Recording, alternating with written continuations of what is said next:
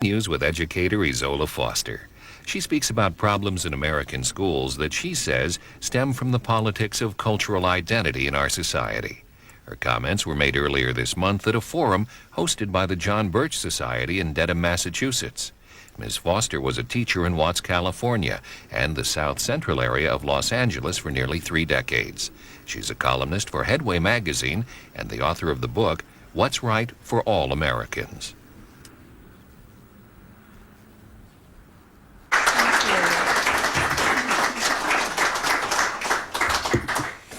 Thank you. It's always good to be among friends. I'm usually out debating or fighting over issues with those who do not believe. It's not that we're preaching to the choir, but we do have to get the message out to everyone.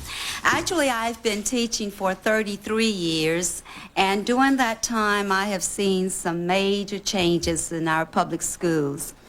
Basically, what has happened is that our children are being educated today to become world citizens rather than American citizens. And that is very, very dangerous. When I first started teaching, the trend then was values clarification. Now, I have to tell you, my values were very clear. So I didn't quite understand why the schools were in the business of clarifying values. Well, I learned that really what it meant was that our children was to not have a value system at all.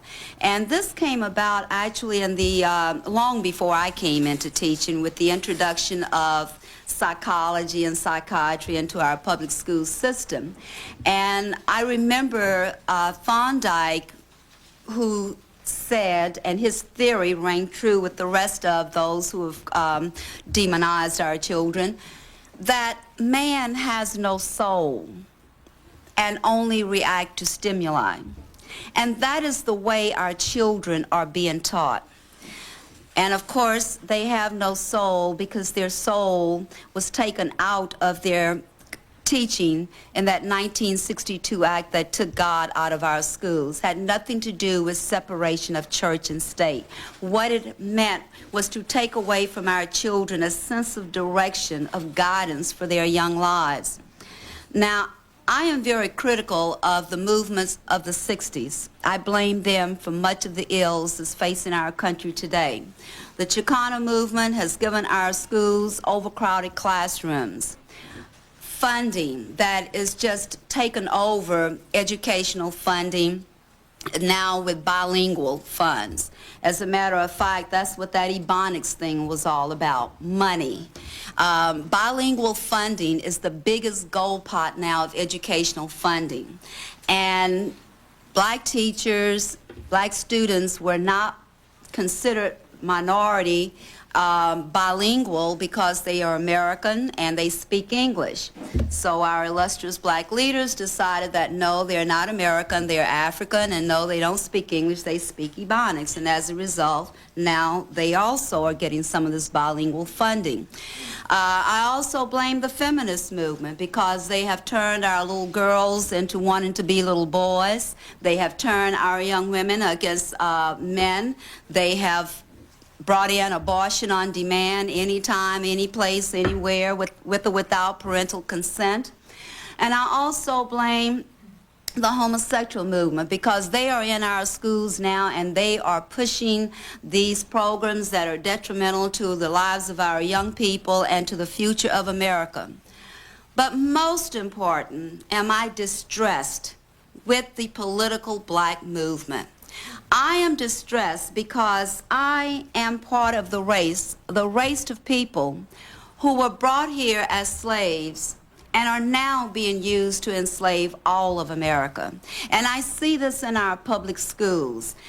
We in Los Angeles, the second largest school district in America, have all of these groups ingrained in teachers' unions. You have your gay and lesbian commission for your school board and your teachers' union, your what they call African American commission, your Chicano or Mexican American commission, your all, you name it, Native American, and they've divided our people into all of these groups, each with their own agenda, and they're using our children as political pawns to support their agenda.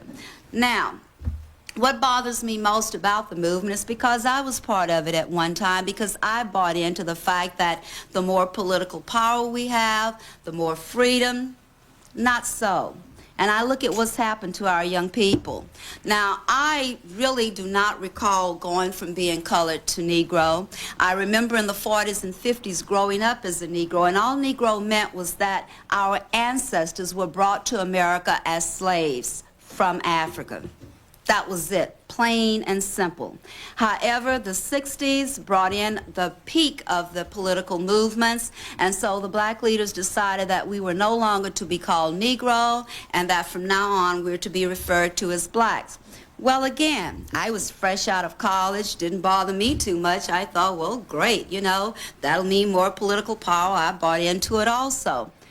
And then after the media brought attention to the fight against apartheid in South Africa, the Reverend Aunt Jesse Jackson held a press conference and told the media from now on referred to us as African American.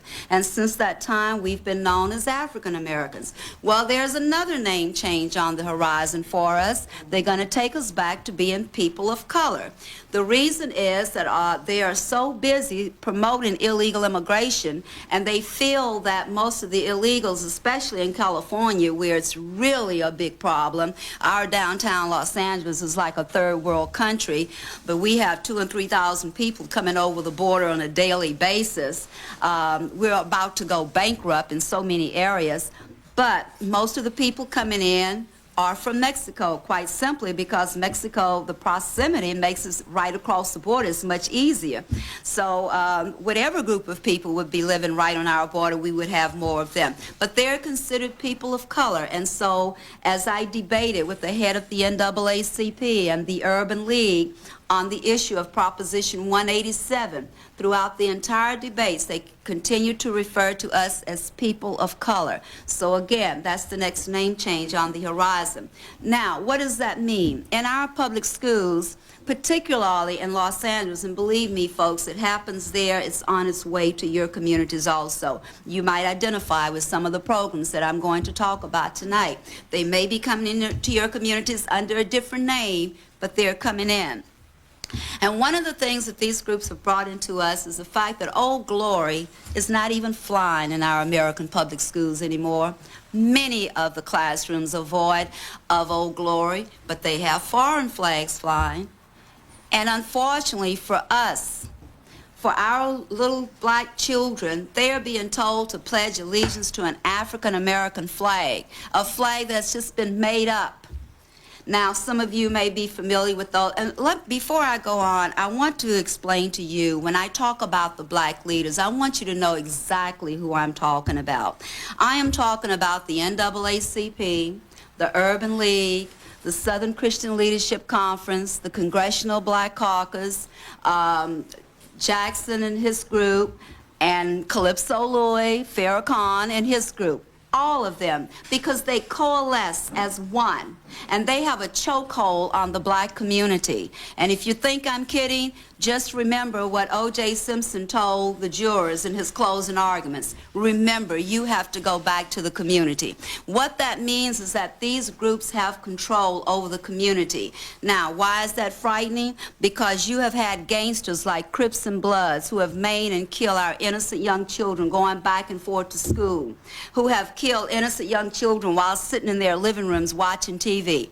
Many of you don't realize it, but these are children of parents who have bucked the system, of parents who have tried to complain about what's wrong.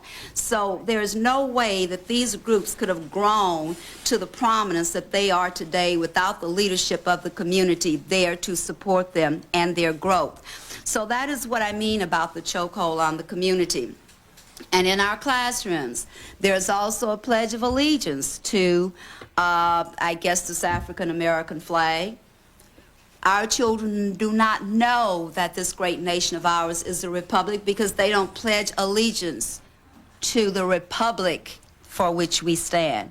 And so they're confused and they don't understand it. Their loyalty is not to their own country. And how has this come about? It's all because of our involvement in the United Nations.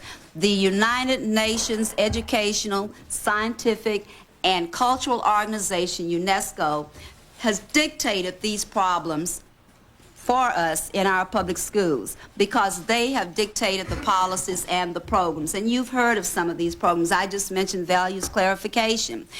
You get them in different names: behavior modification, peer counseling, group counseling, and then, of course, your sex education and your health education, and you name it, AIDS education. And I tell you, ladies and gentlemen, in some of these AIDS education classes where they talk about safe versus unsafe sex, some of the things that our children are being introduced to as sex acts, many of you would never even dream of entertaining or being a part of.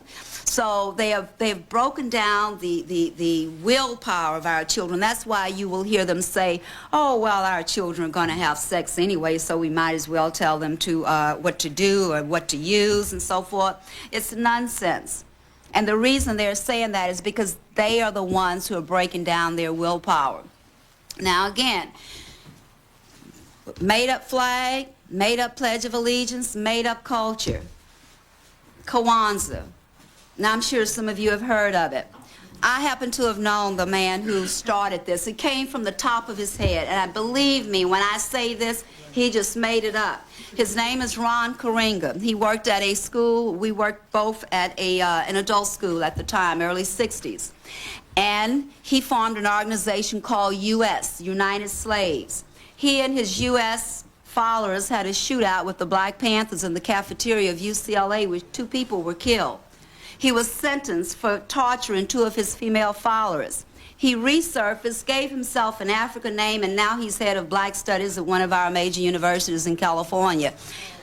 Does that matter? No. Now Hallmark has 15 different varieties of the card. Texaco got in trouble because they would not recognize it as a holiday. And it's made up. What an insult to Black Americans. That is an insult to our children. And where is it coming from? It's coming from a concerted effort to divide America. Divide America and also dissolve America. And that is the purpose for all of this. Now, I'll give you a good example of what I'm talking about in terms of this leadership. When the CNN did coverage of the Militia Man March, and I know some of you think it's the Million Man March, but it is the Militia Man March because this was Farrakhan's way of showing his military might. And the reason he had so many young men there because Farrakhan's lieutenants were speaking from the pulpit of our Christian churches, encouraging these young men to come there. And many of them were innocent and not realizing what was going on. So I'm sitting in CNN studios in Los Angeles waiting to be interviewed as Leon Harris is interviewing 2 young men, a Crip and a Blood, from the site in our nation's capital. And these 2 little gangsters said, well, you know, the reason that we did what we did to our community is because of lack of leadership, and that's why we're here to support Minister Farrakhan. Lack of leadership, ladies and gentlemen, let me tell you what the leadership was for these 2 gangster groups who have terrorized our community so. The most powerful politician in the state of California at the time, some say even more than the governor, was Willie Brown, Black. Their congressman at the time, Augustus Hawkins, Black. Their state senator, Black. Their state assembly representative, Murky Waters. Maxine, to you. Their mayor, Tom Bradley. And they had, the city councilman had been on the city council so long he was known as the emperor. Now you tell me, with that kind of leadership over Watson, South Central Los Angeles, we should have had the closest knit families, the highest achieving schools, the safest streets. But no, during that period, U.S. News and World Report, Newsweek, Time, all writing about us because we were known as the killing fields, the war zone. This is Beirut, USA. That is what that leadership gave Watson, South Central Los Angeles, and that is what they're spreading throughout America. Because, as Farrakhan talks about a separate nation, I haven't heard any one of them, instead of opposing it, they've joined in solidarity with him. And that is very, very frightening. And it hurts me because I can see the effects on our young children. Even when they call themselves African American, the first thing I say to them is, what country are you from? They don't know that Africa is a continent with many countries, each with its own flag, each with its own culture. But it is so sad that this is what is happening to our young children. So we have the mental breakdown. You have all kind of mental health institutions coming onto our campuses. We have our children that's being drugged by the schools. You've heard all the talk about Ritalin. And when you get this magazine on education, it will answer all of your questions, because the New American magazine on education covers all of these issues that I'm talking about and even more. But can you imagine that our public schools are now in the business of drugging our children? And more than that, they are now bringing what's called Healthy Start on our school campuses. We just had a school in Los Angeles, the first one, and you know, when it's just like the camel. When he gets his neck in the tent, you may as well let him all the rest of the way in. That's what's happening. When it starts in Los Angeles, look for it. Healthy Start. Now they have a full-time doctor and full-time nurses on campus. So your children don't have to come to you with any problems. None. They get a referral for abortion without your permission. If they have a tummy ache and whatever the problems may be, they don't have to complain to you. The doctor is right there to take care of it. Now, at one time, it used to be that the students needed permission just to take an aspirin. No more. Well, the students will get in trouble if they don't go to the nurse. They get something heavier than aspirins now. But these are some of the problems that's facing us in our school system. Not only the drugs that are given to them, but the discipline. It's a problem. It's a problem because I can tell you as a teacher, if you do not have control of your classroom, and if you do not speak truth with the children, they can tell that, and they can tell when you're honest and you're not. So what happens is some of our young children come to school and they're much brighter than the teachers who are teaching them. So they become a discipline problem. And how do we do that? We, of course, give them a drug to calm them down. Now, I've seen a lot since I've been in the education system, and I've complained a lot about what's going on in our system. I remember at the school at which I spent the last 11 years, most of the children are there illegally, or their parents are here illegally.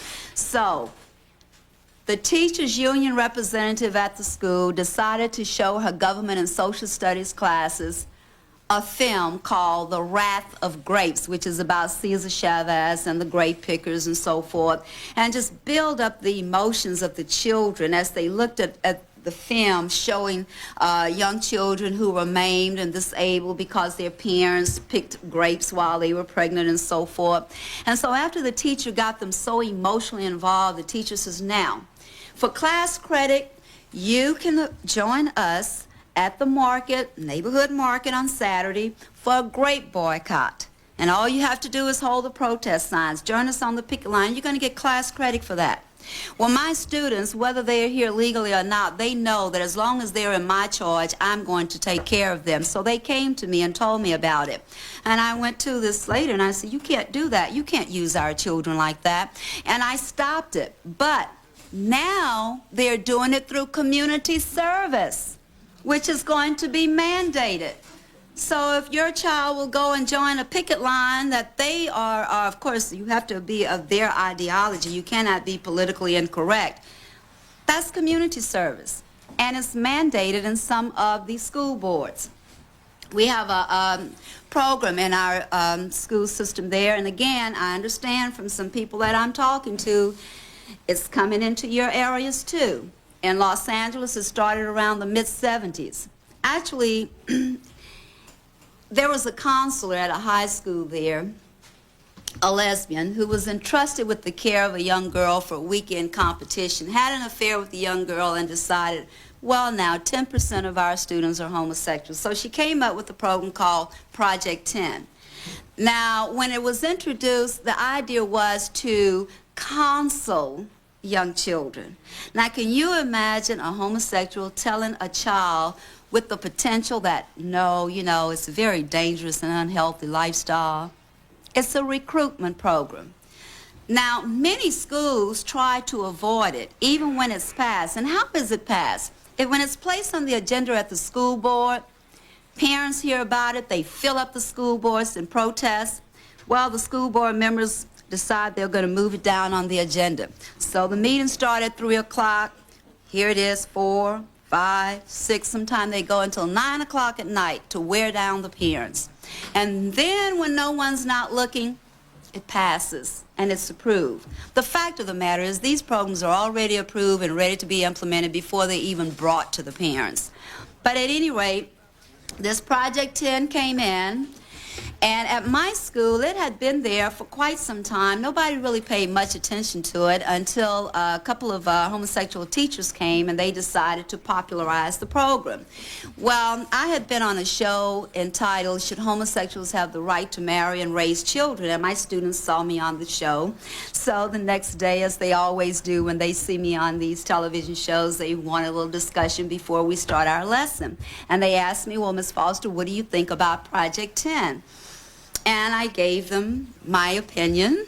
A couple of days later, the director of Project 10 walked into my classroom and said he wanted to talk to me. And I said, fine. I'm thinking we're going to walk outside of the door. But he stops me in the middle of the floor in front of all of my class. And he says, I understand you said thus and so about Project 10. And I said, yes, I said that, and I'll tell you what else I said. And I went on to give him my full opinion. So when he walked out of the door, the students applauded. And I said, why are you doing that? You already know my opinion. And they said, oh, no, Ms. Foster, when we go into his classroom, we're going in there for our math class.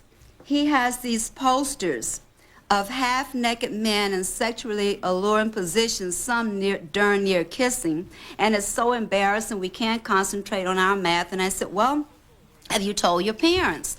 Well, as I said, most of their parents are here illegally and they don't want to get involved. And I said, well, have you told the other teachers? And they, yes, but they told us we have to be tolerant. Well, I went to the principal, and sure enough, the principal told me to mind my own business. Well, I have a bad habit of sticking my nose in business when it concerns our children, so I went first of all to the classroom. Not only were the pictures up there, but there were pages from the homosexual newspaper advertising for young boys and animals and everything else that they want. So then I told the principal, you know, if those pictures do not come down, I'm going to the media. And I did, and they came down. But I'm no longer at the school, so I'm sure they are back up, and there are not many who are going to complain because of what happened to me. You cannot stay within the school system and be politically incorrect or speak out against these programs. Many teachers try not to get involved, but I don't know how you cannot be involved when you see what's going on in our classrooms. And it's not just the homosexual movement, and I've mentioned the others to you, but it's all kind of programs that's designed to take the child away from the family in terms of its loyalty. And I'm sure many parents, good parents, teach their children right from wrong. But when they get to school, it's, hey, what does old mom and dad know? Do your own thing. It's your values. And who can tell you who's right and who's wrong? That's what that 1962 Act did. There's no such thing as right or wrong anymore.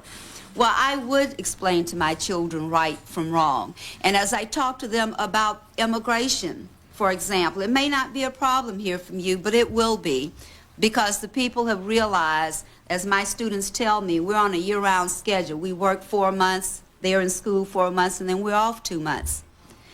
Well, they go home to Mexico. And then they come back and we laugh and talk about our vacations, and the first thing they say to me is, Ms. Foster, our people over there, our families think you Americans are so stupid. There is no way that you could come to Mexico and get away with what we come here and do. We're the laughing stock of the world because we are not controlling our borders. And for many years I wondered, why? Why? Both Democrats and Republicans, they will not control our borders. You cannot protect your people if you do not control your borders. Why? They want open borders because they want America to go from being an independent nation to an interdependent nation. And I don't think that's what you want, and if our children knew better, they wouldn't want it either, but they don't know better. Why? They do not know what their freedoms are. They do not know of the 3 basic freedoms granted us by the Declaration of Independence, because they don't teach the Declaration anymore, because you might have to mention the Creator, or Providence, or the righteousness from heaven. So it's not mentioned. And our children think their right is for the government to take care of them. Their right is for the government to redistribute the wealth so that they can have what all the rich people have. They don't understand the liberty that they have here. Life, liberty, pursuit of happiness, property. All of that's going by the wayside as long as we remain in the United Nations. Our private property, well, we see how the environmentalists are making sure that we lose that over some little rat of some kind, or whatever they find that should not become extinct while we lose our property. And they also make sure that our families and our children are divorced from each other, because it takes a village to raise a child. We all know it takes parents whose authority is not undermined by this meddling socialist government now in control of our country. That is what it takes. And it's going to take us to get back in and take over our schools. The only way I can see we can do that, folks, is to get government out of it completely. Now, many people go berserk when I say that. Many people wonder, well, oh, what are we going to do? And this thing about putting these labels on our children, at risk, impoverished, poor. I tell you, I am so glad these euphemisms were not around when I was growing up poor, that people didn't tell me because I was poor, I was at risk. Poor means your pocket's empty, not your mind. Poor children can learn just like any other children if they're taught properly. So there's a problem here with this. Whenever I think about these euphemisms, I tell you, I remember the story about Winston Churchill when he came to America and a luncheon buffet was served in his honor, at which fried chicken was served. And he went for his second helping, and he asked, could I have a breast? And his hostess said, oh, no, Mr. Churchill, in America, it's dark meat or white meat. So the next day, Mr. Churchill sent his hostess a beautiful corsage with the note, I'd be much obliged if you pin this to your white meat. So much for euphemisms. But the reason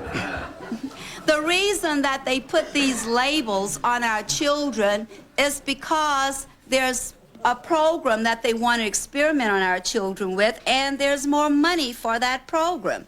Now, you hear all the time that the problem with education is that we're not spending enough money. That is not true. And the success, if you look at our homeschooling, the parents who are homeschooling, how successful they are. You saw the spelling bee we had recently, where the homeschool girl won it. And the teachers' unions and the rest of them were so upset because the girl shows so much exuberance. Well, that's what competition is all about, isn't it? Isn't that what they do on the football field after a touchdown? Well, that was a touchdown. But again, they do not want competition. Competition can be healthy. But that's not the way it's presented to our young people. So we have all of these problems and all of these groups. And I want to say to you, we are all Americans first and foremost. And don't think that because you're white, you can't tell what's happening in a black life, or because we're black, we can't tell what's happening in a white life. We're all human beings. We all bleed red. We all know pain. I mean, it hurts me just as much to get slapped by a white as it would to a black. Pain is pain.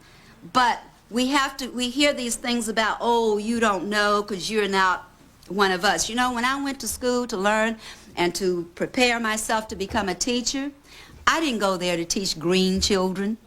I went there to teach children.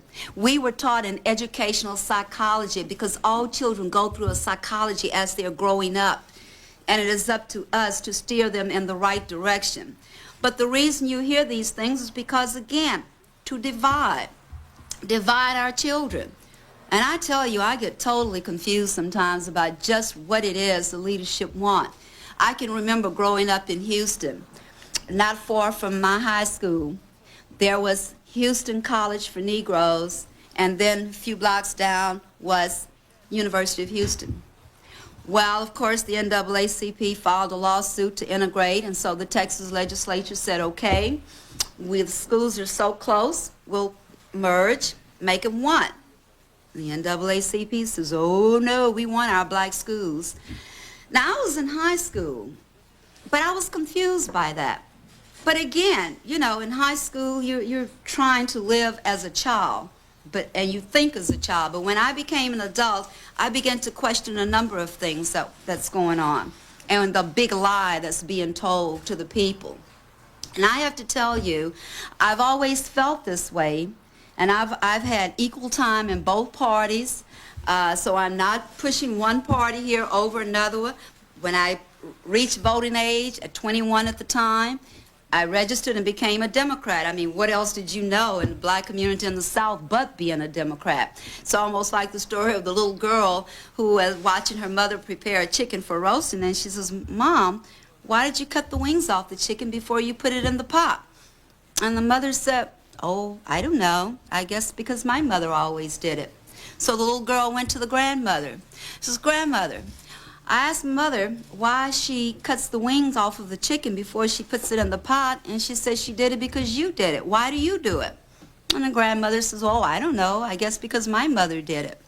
So the little girl fortunately had her great-grandmother still living, and she asked her great-grandmother, you know, I asked my mother, I asked Grandmom, and they both said that they did it because they saw the other do it. Why did you do it? She says, because the pot was too little and the chicken was too big, so that's what I had to do.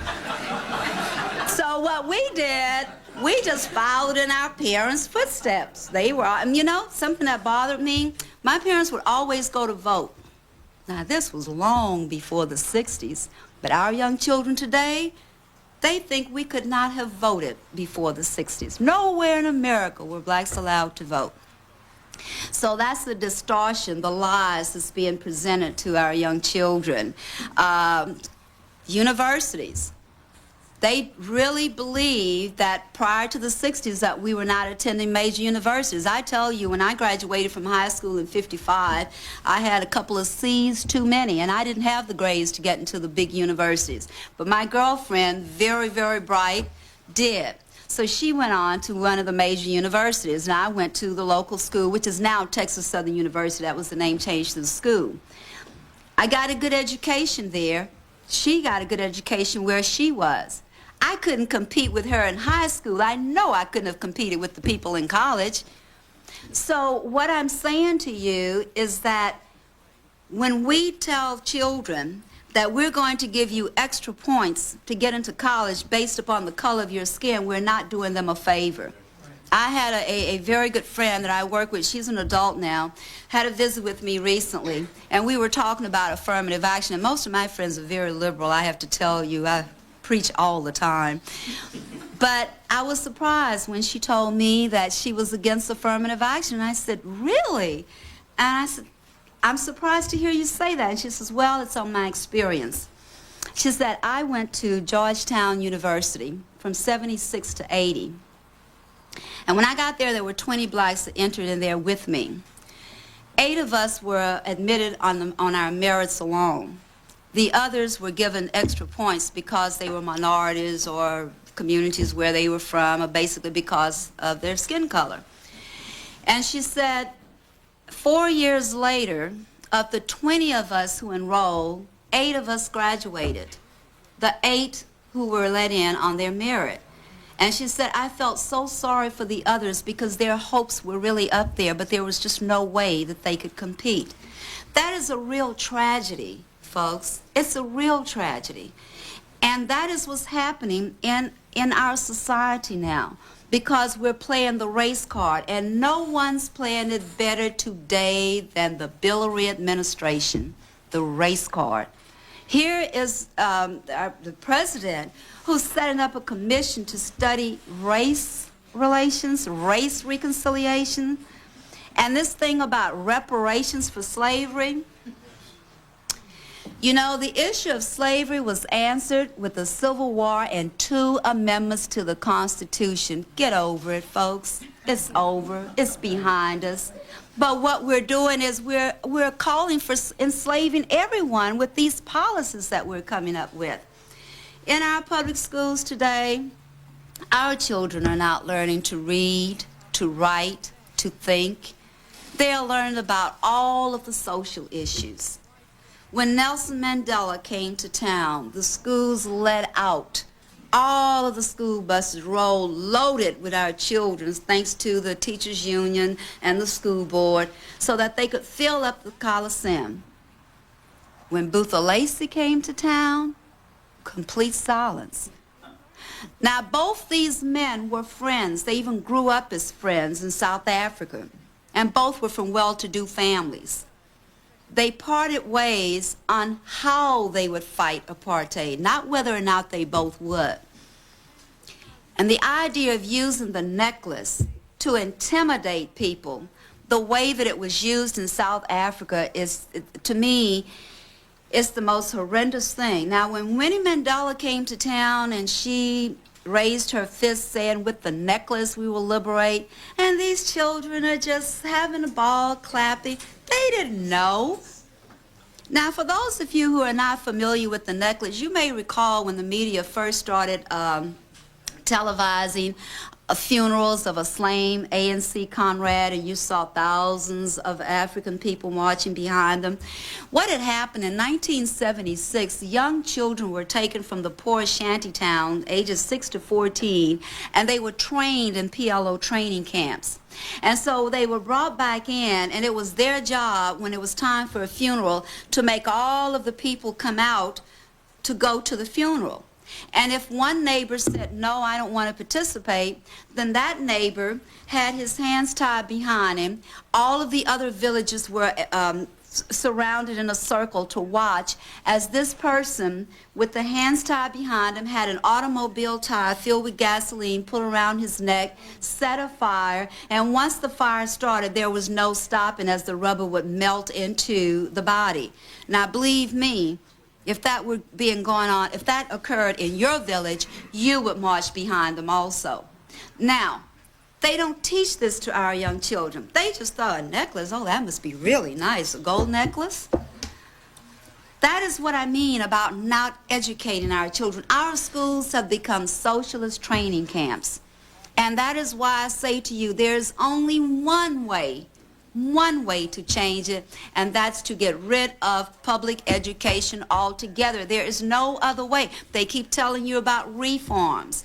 Reform this and reform that, but you still have those teachers' unions in there, and you still have school boards who are geared towards this world citizen that they're going to make our children, towards teaching our children that, in fact, even our history books now give very little history about America. What is given is so distorted, but they're teaching our children that the only way we'll have peace is through the United Nations. I understand that the United Nations flag is flying in some of these schools. I know in our city council in some areas in Los Angeles, the people are having a fit because they have recognized the CNN flag flying in our council meetings. There's a pledge, I understand now, pledge to the world that's being said. They're going after our children. They have just about taken over. And unless America wakes up and gets strong, and let's have that pioneering spirits of our founding fathers, of those who went before us, who gave us this great nation. As I tell my children all the time, of all colors, this land is your land, and it is yours, so it's your heritage. What is the legacy we're leaving our children? As long as we are having public schools, we are not leaving them the America that we have known, a free America. Because once we have allowed ourselves to be completely consumed by the UN, we can say goodbye to our liberties. There are people that complain about separation of church and state. We are free to worship at whatever church we want in America. How long do you think that will last with the UN deciding what church, if any, they will recognize? There are those whose only issue is abortion. And it's a great issue because a nation that kills its young will not long survive. And there is no reason. There are those who talk about, oh, it's just a little mass of tissue. Don't bother it, and it's life. That's right. So I say to them, join us in this bandwagon because we're under UN directives. You don't have a choice. Death and life will occur as it pleases the state. Too many people, we have to get rid of some. Need more workers here in this area? We might have to, okay, you can have more than one baby or two babies or what have you. So these are the kind of freedoms that I'm talking about, folks. It's not a matter of just fighting one little issue here. We've got to come together. We are talking about this great nation of ours. And the one sure way for us to cease to exist as a nation at all is for us to become a tangle of squabbling nationalities. And that is exactly what's happening in our public schools. And this is why we have to take this bold step. Now, I know that there are those who say, well, what are the poor going to do if schooling were left up to the parents and the community? Best thing that could ever happen to America. The best thing that could ever happen to America. And as far as money is concerned, just a few weeks ago, designer Carol Little gave a beautiful state-of-the-art building to a community there for them to run it as their school. It will be fully equipped, fully financed, until they're able to get on their feet and raise their own funds. No government funding, no government dictates. Well, listen, we just had Ted Turner to give, what is it, $1 billion to the UN? Well, I wonder, you know, I was about to say perhaps we could get Uncle Sam out and get Uncle Ted in, but we would have the same kind of program, so we wouldn't want to do that. But there are those out there that do have money, that I'm sure there's got to be businesses out there who recognize what's happening to our great nation and would be willing to help us make the change. But it really doesn't take that much money. It really, have you picked up the old primers that were used in early education and looked at those? There's so much material out there that you can use for your students, for your children, that it would work. And I know that there are many educated people in all of these communities who would be willing to help our children and our parents. So let us not be weak-kneed. We must be strong, and we must take that bold action, and that is what we need to do. And it is not only in the way that we worship that's threatened. It is not only in our young lives that are being aborted hourly, minute by minute. It is also the kind of families that we want. The tradition, the American traditional family. I remember I was speaking at Pepperdine University, and there were some young boys sitting up front, and I said, you know, everybody asked me, what does Americans for Family Values stand for, which is our organization? And I said, well, we want you to know we believe in love and marriage before baby and carriage. And I thought those young men would fall out of their seats laughing. Because that's so foreign to them now. They have no idea what that means. And I told them, I said, you know, if you were as bold with young girls in my day, you would have been at a shotgun wedding. You get that girl pregnant, you were going to marry her. And I tell you, some people say, well, you know, that may have not have been good, but it's better than what we have today. There are so many young children that are without a father in the home, and some the mother is half there. There's so many grandmothers raising these children. What has happened? I know families are good families, And they've tried, and they've done the best they could. But again, here you have a school that's working against what the families want for their children. You have a society that every time you turn on the television, whether it's early in the morning, in the middle of the day, or in the early evening, you have graphic sex acts. I don't know if there's a movie made without a graphic sex act. As a matter of fact, I was channel surfing one time, and it was a good movie, a drama. Got into it. Next thing I know, this graphic sex acts, we had nothing to do with the program. And to me, it takes away from it. So our children have no innocence anymore. And that's the one thing we have to bring back. Now, in closing, I want to say to you, a lot of people have asked, how is it that my husband and I became members of the John Birch Society? In the more than 11 years that we've been out here fighting, we've met a lot of very fine people in many, many organizations that have courted us over the years. But we found that these were organizations that just meet, eat, and retreat. And we didn't have that kind of time. And then I happened to have been on the Larry Keene show, and a gentleman out of Utah, Dave Jorgensen, called, got my husband on the telephone, and they were kindred souls from the beginning. And by the time my husband got off of this long telephone conversation, he told me, you're going to be a speaker in Utah at a family God country rally. And that's where I met Dave and his wonderful family. They were Mormons, and they took us to the Mormon temple, just a beautiful family. But you know how you John Birches do, as we were getting ready to leave. Take this book and read it, or here's a magazine, or here's some information.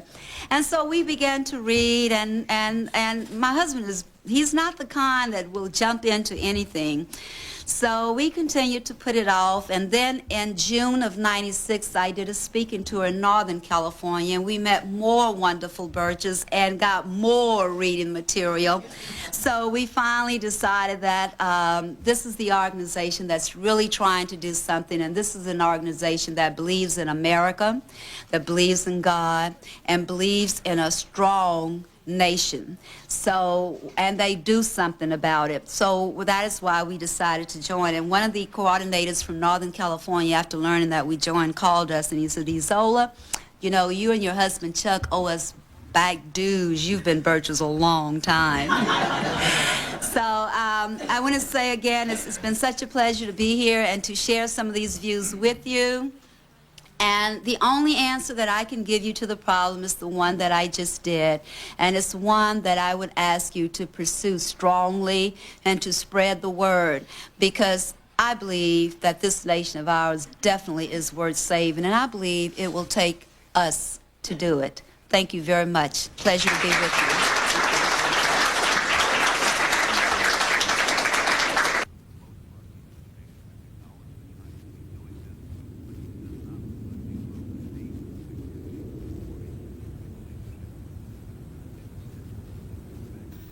American Perspectives continues momentarily with law professor Derek Bell. Tomorrow night on Book Notes, Alan Sham discusses his recent book, Napoleon Bonaparte. Book Notes, Sunday night at 8 Eastern and Pacific Time, here on C-SPAN. Then at 9, while the House of Commons is on recess, we continue our look at other aspects of British politics. This week, a live viewer call-in program to answer questions on procedures of the House of Commons. The head of Parliament's Public Affairs Office, Chris Pond, will discuss the history of the legislative body, its operations, and how C-SPAN covers Prime Minister's questions. See it Sunday night at 9 Eastern and Pacific.